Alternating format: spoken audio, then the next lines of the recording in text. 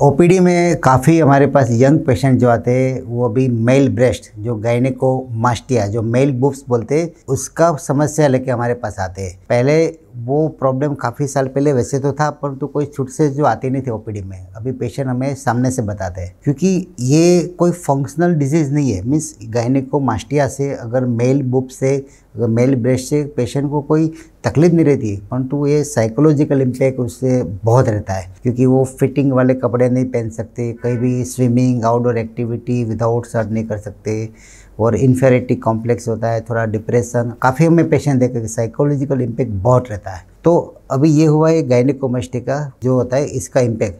परंतु ये क्यों होता है? तो मेजॉरिटी जो गायनेकोमास्टिया जो मेल में जो होता है वो प्यूबर्टी के समय का चांस ज़्यादा रहता है। प्यूबर्टी में ऐसा होता है कि हार्मोन्स जो होता है जो मेल में जो बनता है और टेस्टोस्टेरोन एंड एस्ट्रोजन। कभी कभी क्या होता है कि दोनों पैरेलल डेवलप होता है परंतु कभी कभी क्या एस्ट्रोजन ज़्यादा डेवलप हो जाता है, तब वो जो ब्रेस्ट टिश्यू में जो ग्लैंड डेवलप हो जाता है। बाद में धीरे धीरे वापस जैसे एज बनती है टेस्टोस्टेरोन बढ़ जाता है और एस्ट्रोजन वापस कम हो जाता है। परंतु एक बार वो जो सिग्नल मिल गया वो इरिवर्सिबल है, वो फिर वापस अपने आप नहीं जाएगा। चाहे कितना भी मेडिकेशन लो, चाहे कितना भी एक्सरसाइज करो। काफ़ी लोग एलोपैथिक दवाई लेते हैं, टिमोक्सिफेन, क्लोमिफेन जो दवाई आती है, आयुर्वेदिक दवाई, होम्योपैथिक दवाई, एक्सरसाइज, वो फैट बर्नर पिल लेते हैं।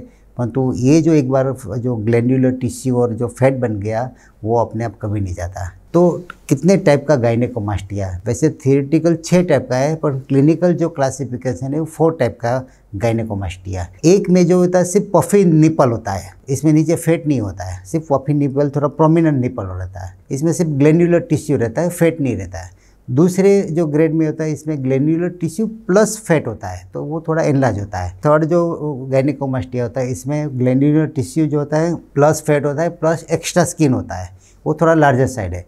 और ग्रेड 4 में एग्जैक्टली जो फीमेल में जैसे होता है वैसे डेवलप हो जाता है। वो वैसी कंडीशन में आज तक लोग आते नहीं, जल्दी से ट्रीटमेंट करवा लेते हैं। तो मेजॉरिटी जो हमारे पास जो प्लास्टिक सर्जन के पास जाता है, डर्मेटो सर्जन के पास, वो ग्रेड 1 और ग्रेड 2 होता है। और एक बार ही गायनेकोमास्टिया हो गया फिर कोई दवाई से नहीं जाती। इसका जो ऑप्शन होता है इसमें 2 ऑप्शन होता है। एक कन्वेंशनल सर्जरी होता है कि भाई ऐसे इंसिजन निकाला, उसको बोलते हैं ट्यूमोसेंट एनेस्थेसिया बोलते हैं, फ्लूइड अंदर इंजेक्ट कर देते हैं ताकि वो जो फैट सेल होता है स्वेल हो जाए। फिर वो फैट सेल निकाल देते हैं वो लिपोसक्शन की कैन्यूला से, और फिर ये ग्लैंडुलर टिश्यू को कट करके वो निकाल देते हैं, फिर इसको जोड़ देते हैं। एक वेजर लाइपोसक्शन आता है, किसी को अंदर ग्लैंडुलर टिश्यू कम है पर फैट ज़्यादा है तो इसमें वेजर लाइपोसक्शन बहुत इफेक्टिव है। इसमें लेज़र लाइपोसक्शन भी कर सकते, पावर असिस्टेड लाइपोसक्शन भी कर सकते हैं और मैनुअल, चारों टेक्निक इसमें डिपेंड्स ऑन परफॉर्मिंग सर्जन है, इसकी एक्सपर्टाइज और इसके पास कौन सी टेक्नोलॉजी है उससे कर सकते हैं। परंतु जब ग्लैंडुलर टिश्यू ज़्यादा होता है तो आपको इंसिजन करके 2 टाइप का इंसिजन होता है। एक निपल के सराउंडिंग एक इंसिजन आता है और एक दूर से आता है, नीचे से इंसिजन लेके फिर वो फॉरसेप्स से पूरा टिश्यू लेके बाहर निकाल देते हैं तो निपल के आसपास कोई स्कार ना रहे। वैसे तो कार विजिबल रहता नहीं है क्योंकि इतना फाइन प्लास्टिक सर्जरी होती है, स्टिच भी इतना फाइन रहता है तो वो स्कार दिखता नहीं है। फिर भी अगर किसी को स्कारलेस सर्जरी चाहिए तो निपल की बॉर्डर में करते हैं ताकि वो स्कार दिखे नहीं। तो ये सर्जरी में रूटीन ब्लड टेस्ट होता है और सर्जरी सिर्फ 1 घंटे से 1.5 घंटे की सर्जरी है, कोई मेजर सर्जरी नहीं। 4 घंटे के बाद डिस्चार्ज कर देते, दूसरे दिन वो ड्रेसिंग करने के लिए बुलाते, 3rd डे वो बाथ भी ले सकते। 7 डे जो स्टिच लिया है तो ऊपर का स्टिच निकाल देते, अंदर का धीरे धीरे एब्जॉर्ब हो जाता है और 2 वीक के बाद वो सब जो रूटीन जो एक्टिविटी कर सकते हैं। और जिम एक्टिविटी 4 to 6 वीक के बाद बोलते हैं ताकि कोई अंदर अगर कोई बड़ी सर्जरी में ज़्यादा अगर गायनेकोमास्टिया ग्रेड 4 होता है तो उसको 6 हफ्ते के बाद जिम एक्टिविटी हम बोलते हैं। अदरवाइज ग्रेड 1 और 2 गायनेकोमास्टिया में ज़्यादा रेस्ट की ज़रूरत नहीं थी, तुरंत वो अपने उसमें प्रेशर गारमेंट पहनना बहुत ज़रूरी है क्योंकि प्रेशर गारमेंट हम उसको 30 डेज़ के लिए मिनिमम बोलते हैं ताकि कोई स्वेलिंग ना रहे और हिमेटोमा फॉर्मेशन ना रहे और नमनेस ना रहे और जो स्किन जो होती है लूज ना पड़े। इसीलिए प्रेशर गारमेंट 1 महीने के लिए बहुत ज़रूरी है।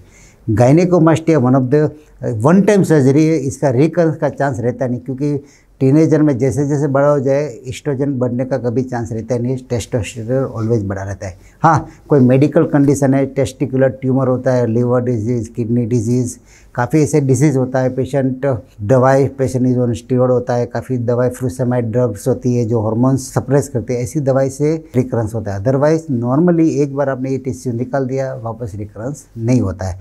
ये वन टाइम सर्जरी है और रिवॉर्डिंग सर्जरी है, इसमें कोई स्कार नहीं रहता है, बाद में कोई पेन नहीं रहता है, कोई डिफॉर्मिटी, कोई पीछे जो कॉम्प्लिकेशन जो सर्जिकल कॉम्प्लिकेशन रहता है वो नहीं रहता, क्योंकि मेजॉरिटी टीनेजर और छोटी एज में होता है। बड़ी एज में होता है और जिसको डायबिटीज़ होता है, किसी को प्रेशर होता है, कोलेस्ट्रॉल, दूसरी कोई बीमारी होती है, ब्लड थिनर रहता है, तो उसको हम गारमेंट जो होता है 2-3 महीने तक पहनाते हैं। अदरवाइज एकदम सेफ सर्जरी है और इसमें कोई रिस्क नहीं है।